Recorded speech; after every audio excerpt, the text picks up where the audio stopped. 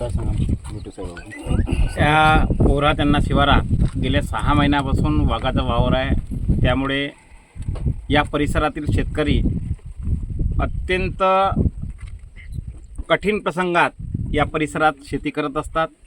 शेती करत असताना या अगोदरसुद्धा वाघाचे दर्शन या परिसरात झालेले आहे.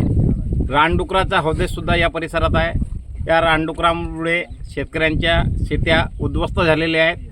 आणि काल जी घटना झाली, प्रभू अमृतजी कांबळे हे औषधोपचार करून विलतूरवरून आपल्या शेतावर गेले असता वाघाने अचानक हल्ला केला आणि त्या हल्ल्यामध्ये प्रभूजी गंभीर जखमी झाले. त्यामुळे त्यांना ग्रामीण रुग्णालय कुई येथे भरती करण्यात आले होते आणि त्यांना काही वेळानंतरच नागपूरला रेफर करण्यात आले.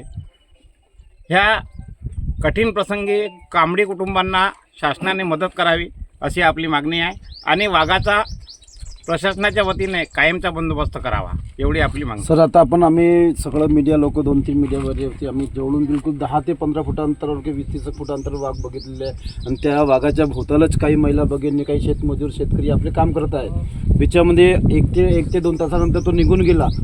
शेतकऱ्यामध्ये भीतीचे वातावरण निर्माण झाले. दुर्दैवी एखादी घटना घडली, त्याच्या जिम्मेदार कोण राहणार?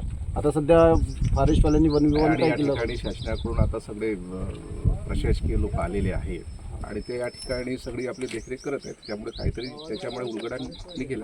परंतु रात्री वगैरे पेट्रोलिंग करणं फार गरजेचं आहे. त्यासाठी या स्थानिक लेवलवरती जे काही आपले अधिकारी आहेत त्यांनी पेट्रोलिंग वगैरे करून या ठिकाणी आळा बसवावा.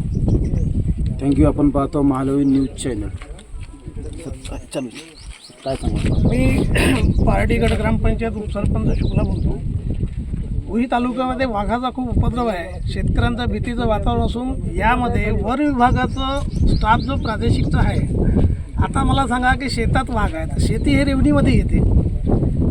हे एफडीसीएम जो भाग आहे यांची अधिकारीसुद्धा इथं पाहिजे. दुसरी गोष्ट, पोलीस प्रशासनाची सुद्धा मदत पाहिजे किंवा डिपार्टमेंटमध्ये जर स्टाफ कमी असेल तर त्यांनी इथं SRPची व्यवस्था करावी, जेणेकरून हाणमारी, मनुष्यहानी ही होऊ नये. याकरता प्रशासनाने याचा बंदोबस्त करावा आणि लवकरात लवकर लोकांना शेतीचा जो माल काढण्याचा थांबलेला आहे याला सहकार्य करावं. थँक्यू.